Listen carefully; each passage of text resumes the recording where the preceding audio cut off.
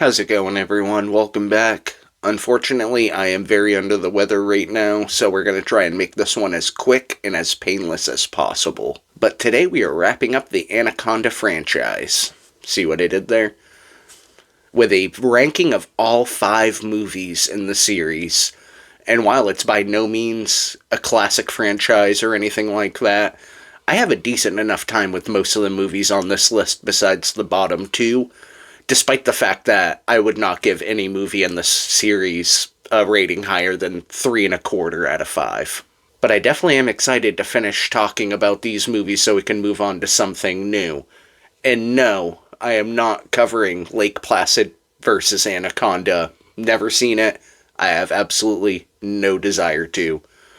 And with that short ramble out of the way, let's get right into it. Now, my bottom 2 were fairly interchangeable. They were both made-for-TV, Sci-Fi Channel original movies, and you can tell they were shot back-to-back, so they connect together fairly okay, but they're easily the worst in this franchise.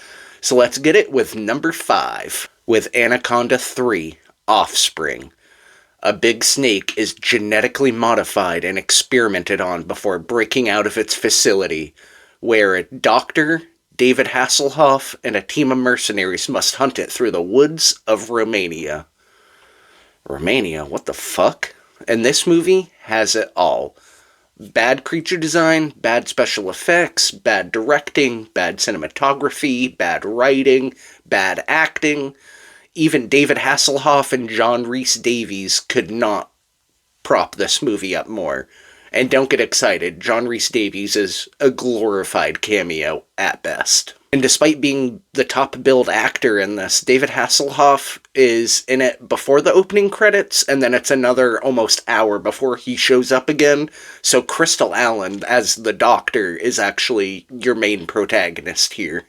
It's just terrible all around. For all the things I previously listed, and especially the machete tail thing that this fucking snake has, it is absurd and not in a good or entertaining way. Let's just keep it to that. Now moving on to number 4, we have Anaconda's 4, Trail of Blood. And you can just pretty much copy and paste what I just said about the previous one. You have the same director here, and you pretty much get the same results. I like that they try to connect this more to some of the previous entries, in particular part 2 with the Blood Orchid and Wexel Hall. So kudos for the effort, but they fail miserably at everything they try in this movie. It's just more genetic experimenting with a snake that can now regenerate itself. Blow up a snake with 2 grenades? It's fine, don't worry about it. You got some meaningless double crosses throughout the movie. I struggle to think of things to say differently than I said in the previous one. I do think this is barely slightly better than the previous one, mainly because you get more screen time from John Rhys-Davies, who apparently went to the Jon Voight School of Acting in order to ham it up on screen every single second he appears. And you get Johnny Cage from the 90s Mortal Kombat movie, so it's got that going for it. Number 3, Anaconda, 1997.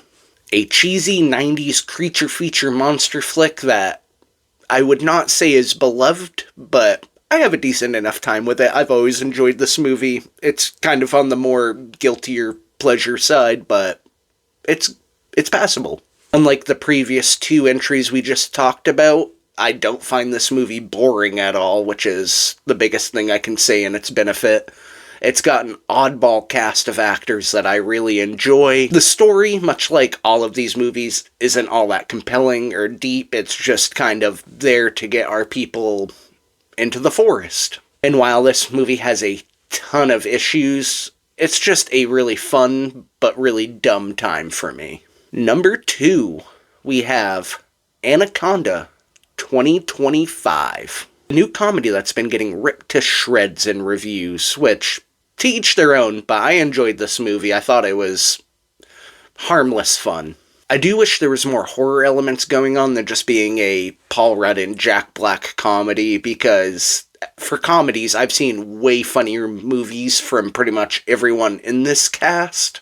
But I liked it. All in all, it was a fairly entertaining movie. And at number 1, we have Anaconda's The Hunt for the Blood Orchid. This one is hands down my favorite of the series. While I really did enjoy the newest one that just came out, I really appreciate that this one is a jungle adventure creature feature, and they focus on that. They don't go for a midlife crisis comedy with the skin, no pun intended, of an Anaconda movie. It ramps up everything from the first one with a much more compelling plot of these pharmaceutical researchers who go into the jungle looking for this rare orchid that could prolong life. And while this movie's certainly not perfect, I only gave it a 3.25 star rating itself. I really like that it embraces the jungle adventure vibe that I felt was really missing from the first one, where they're just mainly on the boat the entire movie.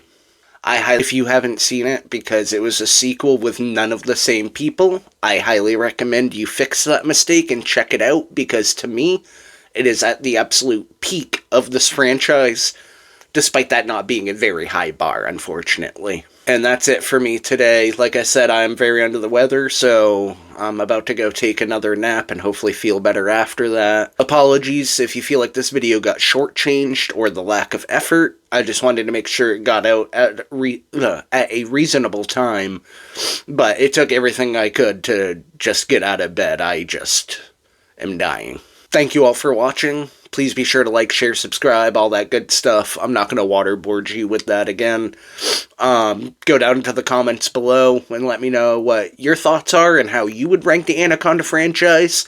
Have you seen all 5 movies?